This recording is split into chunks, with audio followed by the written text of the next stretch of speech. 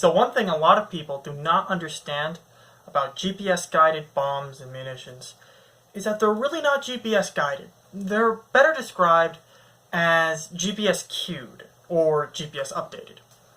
So instead of having a GPS inside the bomb, which is actively talking to a satellite continuously and guiding it to its target, like say you have inside your phone or you have in your car, in your Garmin, for example. Instead, the GPS system is typically inside the plane.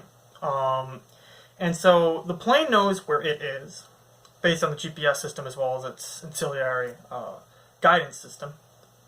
And it has a targeting pod on it, this plane, typically.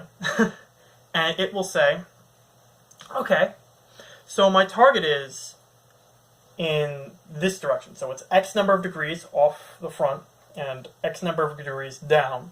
So my target is that direction from me, and based on my laser rangefinder, it says that it is X distance, which means that it is X distance from me in that direction. And if I know my direction, my location, and I know that one's location, I can figure out how to make a path between me and it. And so the plane will fly towards, its target, and it'll say to the bomb, all right, so you're getting dropped at X location, you're going to Y location. The bomb goes, okay, boss, and it gets dropped, and entirely internally it has what's called an inertial guidance system. And so what that is a series of gyroscopes, and they spin up in basically every which way and direction, because a gyroscope, as I'm sure you know, has a level of inertia to it. So if you push a gyroscope, it'll turn slightly. And so using that, it can determine if it's been acted upon by any force. So if a gust of wind comes along, let's say, pushes it a bit to the left. Well, it can say, oi, I've been pushed a little bit to the left. All right, well, I'll counteract that by moving a little bit to the right. And so, in that way, it can stay on target.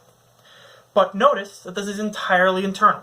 It doesn't talk to a satellite at all. It's completely within itself.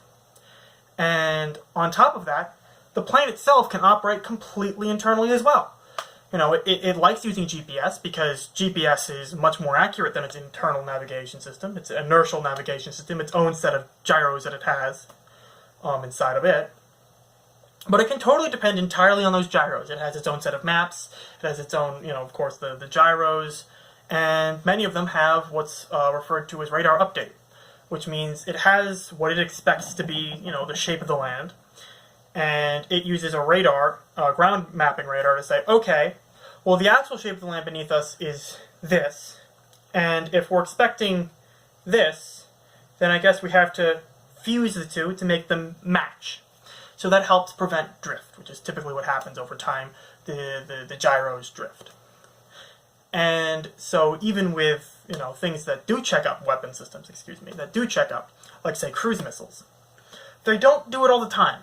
It's not continuous. You have occasional checkups. It'll be, say, every 30 seconds, a minute, something like that. I don't have the numbers exactly in front of me. So the missile will be flying along, and it'll say, oi, am I right? Am I on course? To the satellite, and the satellite will go down, will look down and say, yeah, you're good, or no, you're off. To try and counteract this drift in the inertial navigation system of the missile.